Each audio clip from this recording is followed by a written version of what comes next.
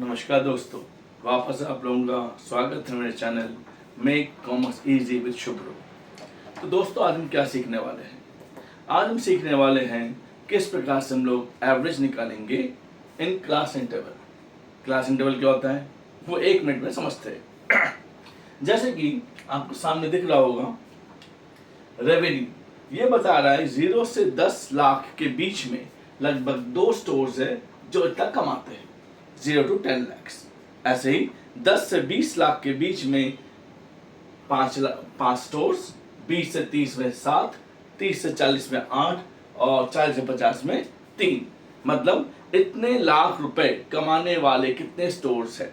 कई बार ऐसा होता है दोस्तों कि डाटा बहुत बड़ा होता है, तो बहुत बड़ा डाटा मतलब डिस्क्रीट सीरीज वाली जो डाटा बन जाते हैं, उस डाटा को, इतने बड़े डाटा को कॉम्पैक्ट करने के लिए हम एक टैबलेट फॉर्म बनाते हैं और वही टैबलेट फॉर्म आपके सामने है। Am I clear? क्या बात समझ में आ गई? तो यानी कि बहुत बड़े डाटा को जब हम टैबलेट फॉर्म में करते हैं, उसके बाद जब हम एवरेज निकालेंगे तो ये वाला जो एवरेज बनता है वो एक सीरीज के बेस पर बनता है। सीरीज का मतलब इसमें क्लास इंटरवल आ जाता है, इसे क्लास इंटरवल कहते हैं। 0 to 10, 10 to 20, ठीक है, जिसमें 0 जो है लोअर लिमिट और 10 अपर लिमिट। यहाँ पर 10 लोअर लिमिट, 20 अपर लिमिट। ठीक, अब एवरेज निकालेंगे।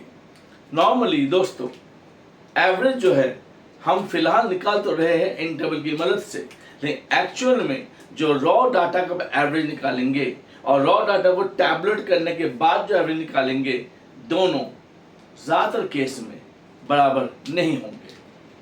हमें क्लियर? दोनों ज्यादातर केस में बराबर नहीं होंगे। क्लियर?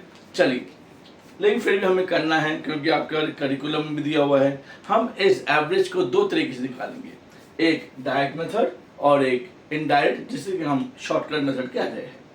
तो देखते हैं पहले डायरेक्ट मेथड क्या है। सिंपल सा है, बहुत ज़्यादा मुश्किल नहीं है। ये एक्स का मतलब होता है मिड वैल्यू, एक्स मतलब मिड वैल्यू फिलहाल, और नंबर स्टोर्स को हम फ्रीक्वेंसी कहते हैं, फ्रीक्वेंसी एफ।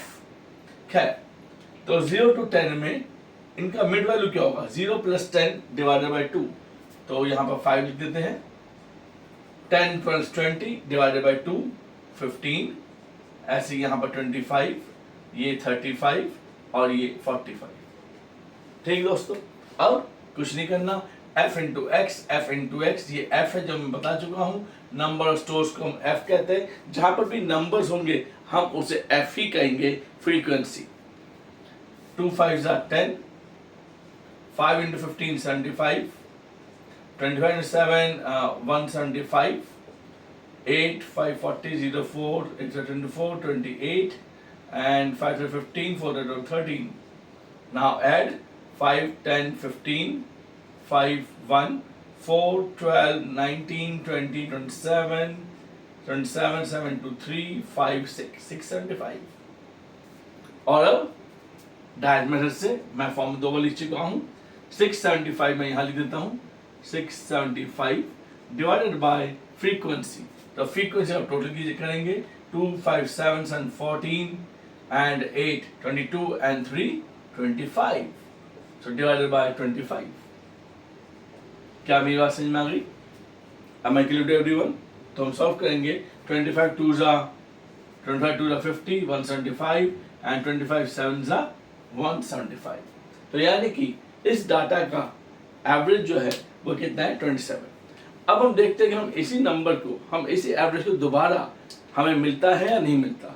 हाँ, मैंने आपसे अभी कहा कि रॉ डाटा का एवरेज और जो टैबलेट फॉर्म से एवरेज निकाला है, दोनों का एवरेज सेम ज्यादातर केस में नहीं आएगा।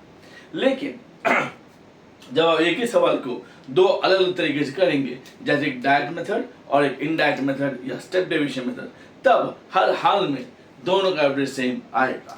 ठीक है, अब मैं स्टेप डेविएशन मेथड सिखा रहा हूँ। यहाँ पर मैंने लिखा dx। dx का मतलब है डेविएशन फ्रॉम x, यानी कि x से कितनी दूर है। तो dx के लिए आप x - a/i। a क्या है? a इनमें से जो आपका x है, इसमें आप किसी को भी आप a ले सकते हैं, किसी को मतलब किसी को भी आप a ले सकते हैं। तो मैंने यहाँ पर 25 को मैंने a ले लिया। आप चाहे तो 35 को a ले लीजिए, आप चाहे तो 45 को a ले लीजिए, आप किसी को भी a लीजिए। किसी को भी ए लेने से ये डाटा में डिफरेंस जरूर आएगा, यहाँ पर डिफरेंस आएगा, लेकिन फाइनल आंसर में कोई डिफरेंस नहीं आएगा। लेट्स सी, देखते हैं। तो अब मैं यहाँ पे क्या लिख रहा हूँ, पहले एक बात देखिए, जहां पर भी मैंने यहाँ पर इसको हमने a माना हुआ है, तो सामने आप लिखेंगे 0 -1 -2, नीचे +1 +2। अब सवाल ये कि हमने -1 -2 +1 +2 कैसे लिख दिया। एक बात और, ये कोई जरूरी नहीं है, अगर आपने इसको 0 लिया, इसको a माना, इसके सामने 0, ऊपर -1 -2 -3, नीचे 1, तो आप ये मत सोचिएगा कि 0 से ऊपर जितने होंगे उतने 0 के नीचे होंगे, ऐसा कोई रूल नहीं है। 0 के ऊपर -1 -2 -3 -4 हो सकता है और नीचे केवल +1 +2 भी हो सकते हैं। सो अब सवाल ये कि -2 क्यों होंगे। आप जिसको देखिए, x ये मेरा x है और a ये मेरा है, तो यानी कि अगर मैं इसको लिखता हूँ x कितना मेरा, मान लेते ये है x 5 माइनस a कितना 25 और I का मतलब इनका डिफरेंस कितना 10, तो 5 - 25 -20 डिवाइडेड बाय 10 इज -2। देखिए मैंने -2 ही लिखा है। तो इस प्रकार अगर सॉल्व करेंगे तो यही वैल्यूज आएंगी, ठीक है ना। तो उस टाइम को मैंने बचा दिया। टाइम को कैसे बचाया, आप किसी भी एक को a मान को 0 लिख दीजिए और उसके ऊपर नेगेटिव और नीचे पॉजिटिव। अब मल्टीप्लाई करेंगे, ये क्या है f into D x. f क्या है मेरे पास, ये रहा मेरे पास f, 2 इंटू -2 -4, 5 1 जा ये -5, साइन का ध्यान रखिएगा, 7 0 जा 0, 8 1 जा 8 एंड 3 2 जा 6। अब हम सॉल्व करते हैं, दोनों प्लस में है, 8 6 14 and this is -9, so we are left with +5। तो अब इसमें आ जाते हैं a क्या था मेरा 25 plus f dx that is our 5, frequency total 25 है, इनटू I का मतलब गैप 10 का। लेट्स सॉल्व इट आउट, 5 इसमें 25 में 5 बार, 5 2 जा 10, 25 प्लस 2 27, ये भी 27 और ये भी 27। तो दोस्तों स्टूडेंट्स, इससे कोई फर्क नहीं पड़ता कि आपने मेथड कौन सा अपनाया है, डायरेक्ट मेथड हो सकता है और इनडायरेक्ट भी। ये डिपेंड करता है कि आपको कौन सा मेथड ज़्यादा इजी लगता है। कई बार सवाल में ऐसा होता है कि ये पॉइंट में आ जाता है। पॉइंट का मतलब, मान लीजिए सवाल जो है जरूरी तो नहीं कि हमेशा 10 का ही गैप हो, मान लेते हैं गैप जो है वो 7 का है। 7 मतलब 0 to 7, 7 to 14, 14 to 21, 21 to 28, 28 to 35, 7 का गैप है। अगर 7 सम का गैप है तो आप देखिए ये x से निकलेगा, 0 और 7 का 0 और +7 डिवाइडेड बाय 2 3.5, तो ये 3.5 हो जाएगा, ये 10.5 हो जाएगा, फिर 17.5 हो जाएगा। तो इसका मतलब ये हुआ, उस स्थिति में आपको मल्टीप्लिकेशन में ये इफेक्ट जो है, मल्टीप्लिकेशन आपको थोड़ा दिक्कत देगा, आपको थोड़ा ज़्यादा टाइम लगेगा।